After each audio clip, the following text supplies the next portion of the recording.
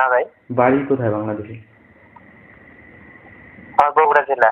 আপনার কোন জেলা? ফরিদপুর। ফরিদপুর। এর আগে ফরিদপুরের সাথে একজনের সাথে কথা বলছি। আমার এখানে ফরিদপুরে এক ভাই আসছিল, থাকে। চলে গেছে মালয়েশিয়া গতকাল থেকে। হ্যাঁ। ও তাহলে আপনি ওখান থেকে ট্রানজিট নেওয়ার জন্য আছেন নাকি? অন্য কোথাও যাবেন? না, আমি দেশে চলে যাবো ভাই।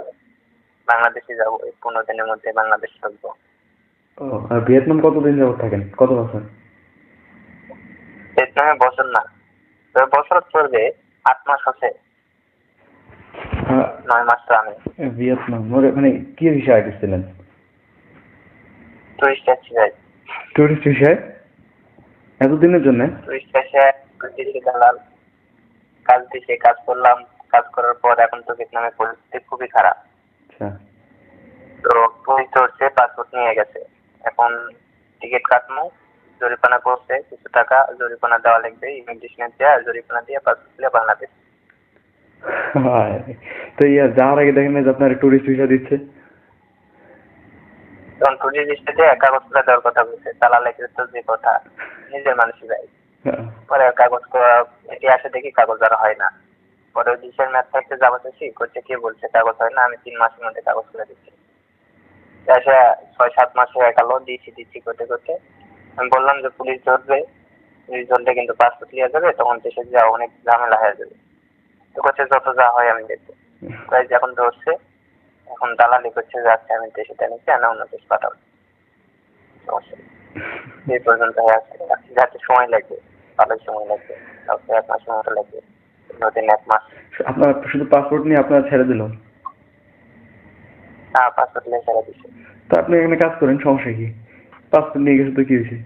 না, এই পরিস্থিতিতে কাজ করা সম্ভব না, বেতন কম। আর যদি অন্য কারখানার কাজ করি, পাসপোর্ট নেই, যে হোটেলে থাকা লাগে, তাহলে পাসপোর্ট ছাড়া তো হোটেল দিবে না।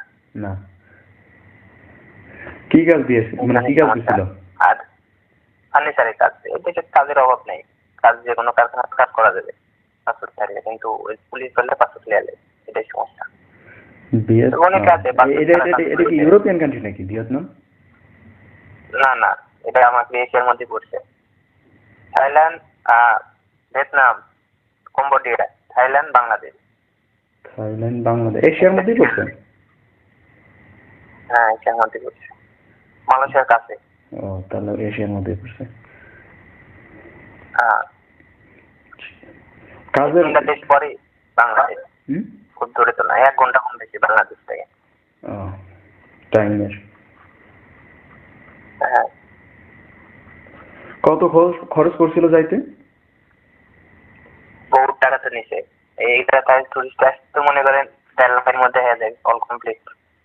4,60,000 টাকা নিচ্ছে। পার্শ্ববর্তী দেশ, টুরিস্টে কয় টাকা লাগে? 4 লাখ টাকা। 4 লাখ টাকা হলে টুরিস্ট ভিসা কমপ্লিট। আর টুরিস্টের ভিসার মেয়াদ কতদিন ছিল? 1 মাস? টুরিস্টের ভিসার মেয়াদ কতদিন ছিল? 1 মাস? 3 মাস। 3 মাস ভ্রমণের ভিসা? বাহ, অনেক। ফার্স্ট চান্সে 3 মাসের ভিসা। পরে দালাল কয় যে 3 মাসের মধ্যে আমি কাগজ করে দিচ্ছি। 6 মাস এদিকে ক্যাটা চলে গেছে যাওয়ার পর, আর বাদ দেখি যে এখন টিকিটের খরচ পড়ছিল কত? আমার কাছে 4,60,000 টাকা প্রথমে নিছে, নিয়ে যা করার তাই করছে। কিন্তু এই জায়গাতে এসে যখন দেখি, এই জায়গা তো মনে করো পাসপোর্ট থাকলে চাই দালাল, যে কোনো লোক আনতে পারবে।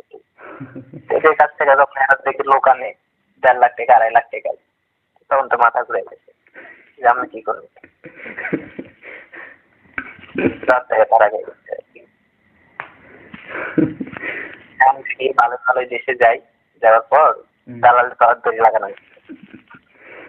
আপনি ওখানে যায়, এখন আপনি একটু দালালি করেন, কিন্তু 2-4 জন নেন।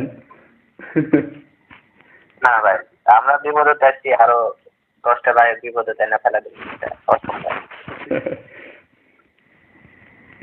তাহলে তো দালালের সাথে আমাদের কোনো পার্থক্যই থাকলো না।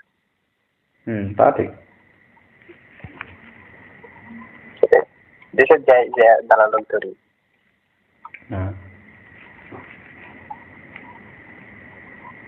ঠিক আছে।